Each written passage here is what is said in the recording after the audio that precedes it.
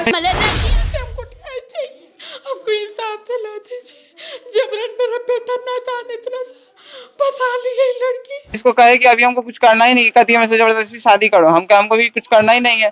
घर गया मेरे साथ घूमा, जाके आप चौक पे पता कीजिए, तुम्हारे साथ घूमता था, जाइए ना आप चौक पे पता कीजिए कि गया कि नहीं गया। ये तो रोके दिखा रही, मेरा दर्द कोई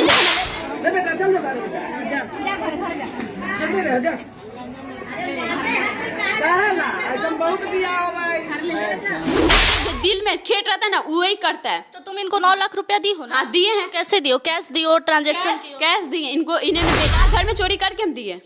घर में चोरी करके इनको 9 लाख? जी हाँ हम दिए हैं। यार मैं अंधी थी कि भरोसा कर लिया, अगर मैं अपनी फैमिली का बात मानती तो हम यहाँ थोड़ी अभी रहते हैं। हम अपने अच्छा लड़का से साथ। प्रशासन तुम्हारा मदद क्यों नहीं कर रहा है? प्रशासन क्योंकि इन्होंने 1.5 लाख रुपए 2 लाख रुपए प्रशासन को दे दिए। देखिए ये पहली शादी है, पहले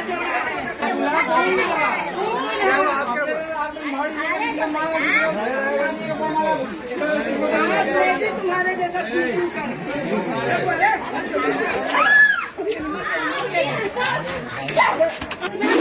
हमको नहीं हमको क्या समझो ना।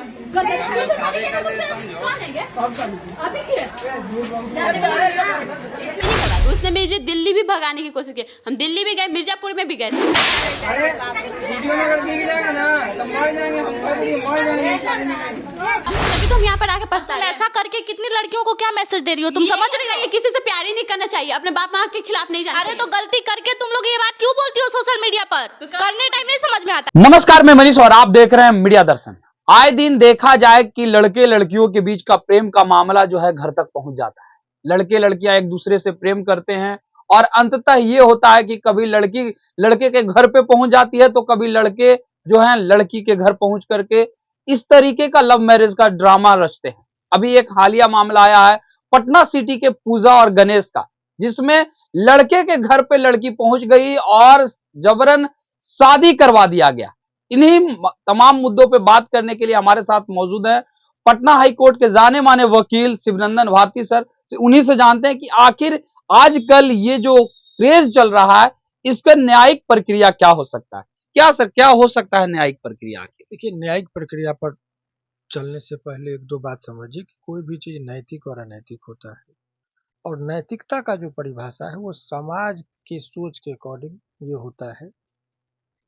तो आजकल जो एक नया पैटर्न बन गया है, और उसमें देखते हैं कि लड़की पहुंच जाती है लड़के के घर पर या लड़का पहुंच जाता है लड़के के घर पर।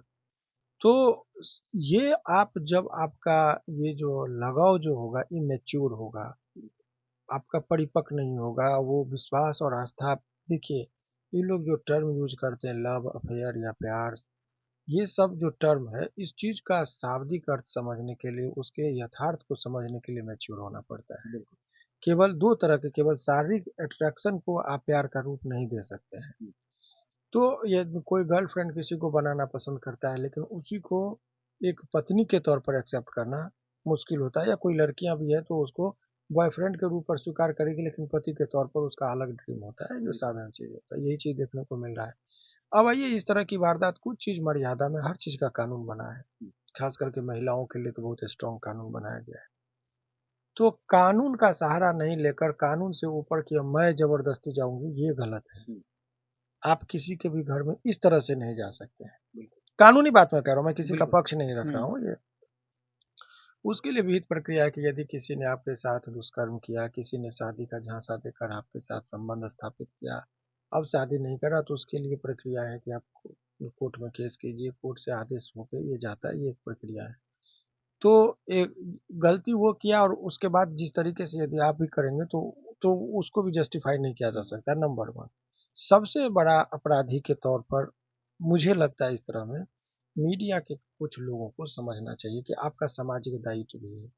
वो तो गलती करते हैं, अनैतिक कार्य है, लेकिन उस अनैतिक कार्यों को प्रसारण आप जिस तरीके से बेबाकी से बिना उसके शब्दों में काट छांट के आप डायरेक्ट सारी चीजों को चला रहे हैं, तो इससे क्या होता है कि एक, क्योंकि लोग समाज में अनुसरण करता है, तो उसको अनुसरण में कि एक को देखा देखी दूसरा, दूसरा को देख के तीसरा, और इस तरीके से आप समाज को इतना दूषित कर देंगे कि फिर यही आपको ही घुटन होगा।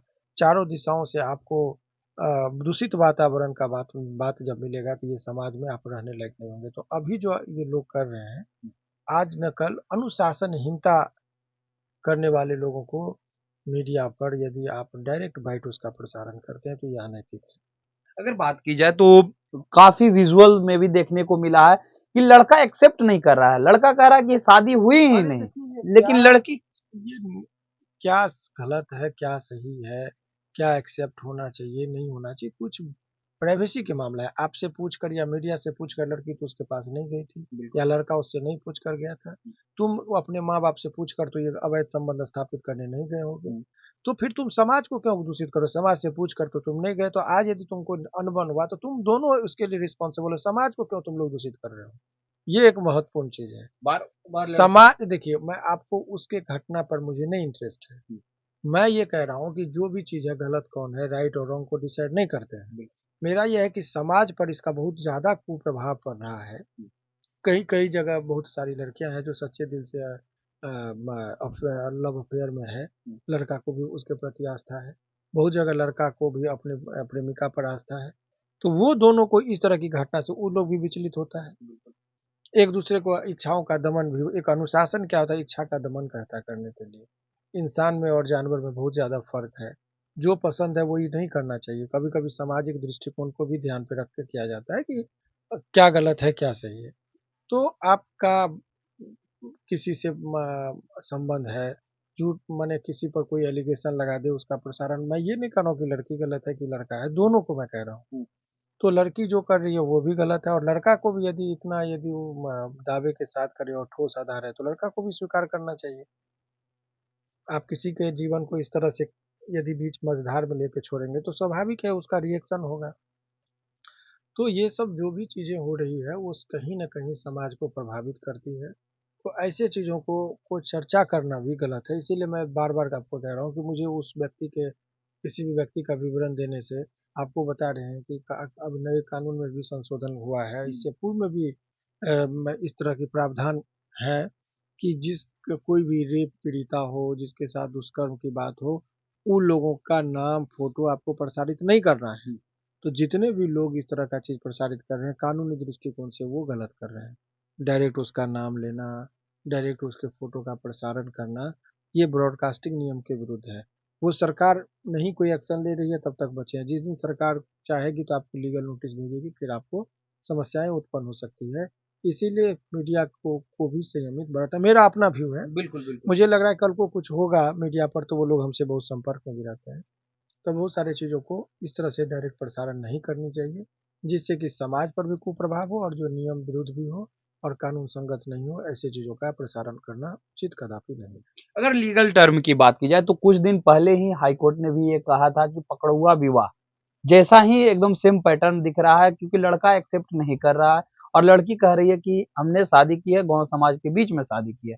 तो ये भी एक पकड़ुआ विवाह के ही तर्ज पे है जो हाईकोर्ट ने फैसला सुनाई है। बहुत अच्छा बात आपने कहा। जो शादी का कंसेप्ट आप और हम समझ रहे हैं, उस शादी को कानून नहीं मानता है।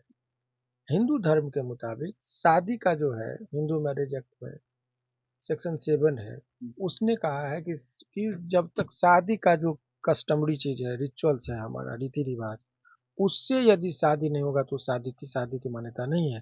केवल आपने बहुत सारे माने सिंदूर नहीं लगाया, 7 फेरा अग्नि का होता है, 7 फेरी जो होता है वो नहीं हुआ, जो कस्टम हमारा है, तो शादी की परिभाषा में नहीं आता कि आप गए मांग में सिंदूर भर दिए तो वो शादी नहीं। या बहुत जगह आप देखते होंगे, सिनेमा में, पिक्चर में आप देखते होंगे कि लड़का है मंदिर में गया, घंटी भगवान का उसको बजाया और तलवार में या त्रिशूल में ऐसे हाथ काटा और लड़की का मांग भर दिया। तो वो सिनेमा में आपको दिखता है कि पति पत्नी, वो खून भरी मांग है, सिंदूर भरी मांग नहीं हुआ। और वो इसीलिए उसका लीगली जो है, कानूनी तौर पर ऐसे शादी की मान्यता नहीं होती है। तो आपका ये कह देना कि पकड़ के हमने शादी करवा दिया, जबरदस्ती करवा दिया, माला पहना दिया, सिंदूर लगवा दिया, तो वो शादी नहीं है। शादी का जो रिचुअल्स है, मंत्रोच्चारण है, अग्नि के साथ फेरा लेना है, विधिवत जो भी चीज है, तो वो यदि आप नहीं किए तो कानून नहीं मानता है। समाज भले ही मान ले कि मांग भर दिया तो हस्बैंड है, लेकिन कानून में ऐसी बातें नहीं जब तक कि वो रिचुअल्स को पालन ना करे। वो बहुत सारी बातें हैं, जब ये सब टेक्निकली जाता है तो बहुत चीज सोच समझ के करे तो ज्यादा बेहतर है। आखिरी सवाल मेरा, अगर बात की जाए तो लड़की का आरोप है कि 9 लाख रुपया मैंने दिया है, हीरे की अंगूठी दी है, अरे 51 लाख रुपया मांगा जा रहा है और मेरे साथ संबंध भी बनाया है लड़का ने। तो क्या इसके बाद अगर बात की जाए तो लड़की के इन आरोपों को आधार मान के क्या पुलिस किस प्रकार की कार्रवाई कर सकती है उस लड़के पे? देखिए, वो आरोप का जब तक कि उस पर बहुत ठोस नतीजे पर नहीं पहुंचेगी, आरोप लगाना और जो व्यक्ति आरोप लगाता है उसी का ओनस होता है उसको प्रूफ करना, उसको साबित करना। तो वो जब तक साबित नहीं होता है तब तक उसको कोर्ट भी और न्याय भी उसको निर्दोष मानती है। आरोप लगाने से किसी व्यक्ति को नहीं मानता, लेकिन ये लायबिलिटी जो व्यक्ति आरोप लगा रहा है उसका काम होता है कि आप साबित कीजिए कि आपके साथ संबंध स्थापित हुआ, तो उसका मेडिकल होता है। मेडिकल में भी ये आना चाहिए कि इसी के द्वारा आपके क्या संबंध स्थापित हुआ। कोई आप जो कह रहे हैं कि शादी का झांसा दिया, तो उसका कोई आपको प्रूफ कोर्ट में दिखाएगा, वही ट्रायल में वो चीज गवाह को होता है। तो वो सब है, लेकिन बेल के लिए दृष्टिकोण से यदि 376 के अंतर्गत यदि FIR दर्ज होता है तो थोड़ा सा कठिन होता है। 164 का बयान होता है बच्ची का, तो वो सब चीज़ें देखी जाती है। लेकिन ओवरऑल जो भी है, मुझे लड़की के प्रति बहुत गहरी संवेदना है, सिंपैथी है, लड़की के प्रति भी है। लेकिन आप एक चीज़ समझिए कि कुछ लोगों का कृत्य जो होता है वो सिंपैथी के लायक नहीं होता। मुझे लगता है कि दोनों जो भी कर रहा है वो अनैतिक कार्य है, और अनैतिक कार्य के लिए आप दोनों रिस्पॉन्सिबल हैं।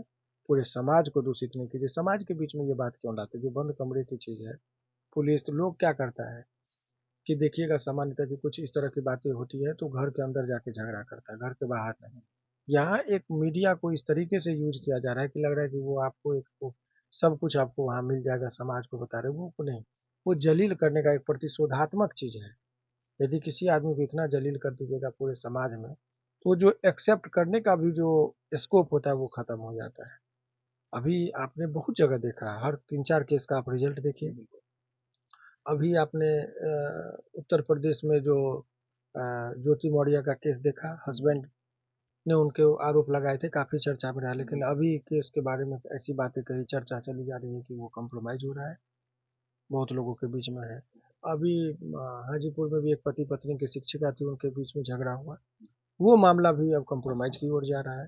तो ये लोग कर तो देते हैं, फिर ये दबाव बना के एक दूसरे को कॉम्प्रोमाइज भी करते हैं, और तो ये संबंध स्थापित माने उसको करने में कठिनाई होता है। तो बहुत सारी बातें हैं, इसका ख्याल रखिए। बहरहाल इस केस में आगे क्या होता है वो देखिए, और लोगों को डायरेक्ट नाम का और चेहरा का प्रसारण जो कर रहे हैं, कानूनी रूप से वो गलत हो रहा है, उसका ध्यान रखें तो ज्यादा बेहतर है। ये थे पटना हाई कोर्ट के जाने माने वकील शिवनंदन भारती सर, जिन्होंने सीधे तौर पे कहा कि ये जो रिश्ते बनाए जा रहे हैं ये बिल्कुल अनैतिक बनाए जा रहे हैं और समाज में इसका काफी दुष्परिणाम देखने को मिल रहा है। क्योंकि अगर बात की जाए तो ये सब जितने भी वारदात हो रहे हैं ये बंद कमरों की चीज है, लेकिन आजकल जो है ये प्रदर्शनी सा बना दिया गया है। इस तरह के तमाम अपडेट के लिए देखते रहे मीडिया दर्शन। धन्यवाद।